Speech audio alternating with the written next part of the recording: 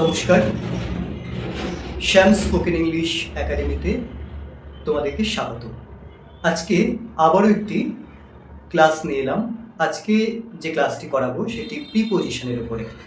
আমরা সকলেই জানি যে প্রিপোজিশন ইংলিশ গ্রামারের একটা খুবই গুরুত্বপূর্ণ একটা পার্ট, এবং প্রিপোজিশন নিয়ে কিন্তু আমাদের প্রচুর কনফিউশন। আমরা ঠিকভাবে প্রিপোজিশন বসাতে পারি না, ইউজ করতে পারি না। তো যেহেতু ভিডিওটাকে বড় করতে চাই না, তাই প্রিপোজিশনের একটা নির্দিষ্ট প্রিপোজিশন নিয়ে আজকে আলোচনা হবে, সেটা হচ্ছে ইন। ইন প্রিপোজিশনটা আমরা বিভিন্ন জায়গায় বিভিন্ন সেন্টেন্সে ইউজ করি। তো কোন কোন সেন্টেন্সে আমরা ইউজ করতে পারি ইন প্রিপোজিশন, সেই নিয়ে আলোচনা হবে।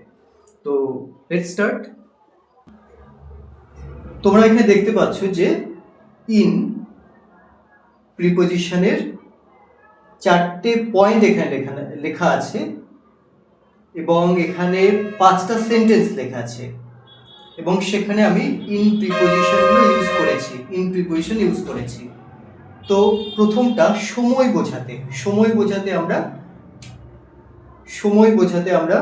ইন প্রিপোজিশন ইউজ করি। যেমন এই সেন্টেন্সটা, হি কেম ইন দ্য মর্নিং, সে এসেছিল সকালবেলায়। তো ইন দ্য মর্নিং এর আগে ইন ইউজ করা হয়েছে, সময় বোঝানো হচ্ছে এখানে।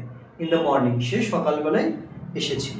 নেক্সট, ঋতু অর্থাৎ সিজন ও মাসের আগে। সিজন বা কোনো মাস বা কোনো মান্থের নামের আগে আমরা ইন প্রিপোজিশন ইউজ করি। যেমন she was born in June, সে জন্মগ্রহণ করেছিল জুন মাসে। তো জুন একটা মান্থের নাম, তো জুনের আগে ইন হবে। তারপর the schools are closed in summer, স্কুলগুলো বা বিদ্যালয়গুলো বন্ধ সামারে, গ্রীষ্মকালে। তো সামার অর্থাৎ গ্রীষ্মকাল, এটা একটা সিজনের নাম বা ঋতুর নাম, এর আগে কিন্তু ইন বসানো হয়েছে, ইন ইউজ করেছি। তো সিজনের নামের আগে বা কোনো ইংরেজি মাসের আগে কিন্তু ইন ইউজ করতে হবে। নেক্সট, বড় শহর বা কোনো বড় স্থানের আগে। যেমন হি লিভস ইন কলকাতা, তো কলকাতা অবভিয়াসলি একটা বড় শহর, তো তার আগে ইন ইউজ করতে হবে। তো যেরকম কলকাতা ছাড়াও দিল্লি হতে পারে, যেগুলো বড় শহর, তার আগে কিন্তু ইন হবে। আর হচ্ছে কোনো যদি জেলার নাম হয় সেক্ষেত্রে কিন্তু তার আগে ইন বসবে। ইন দার্জিলিং, ইন উত্তর দিনাজপুর, ইন দক্ষিণ দিনাজপুর। ওকে। নেক্সট, অবস্থা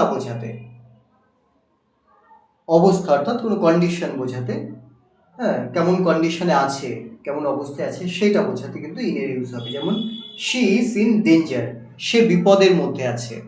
শি ইজ ইন ডেঞ্জার, তো বিপদের একটা অবস্থা, তার আগে কিন্তু ইন বসেছে।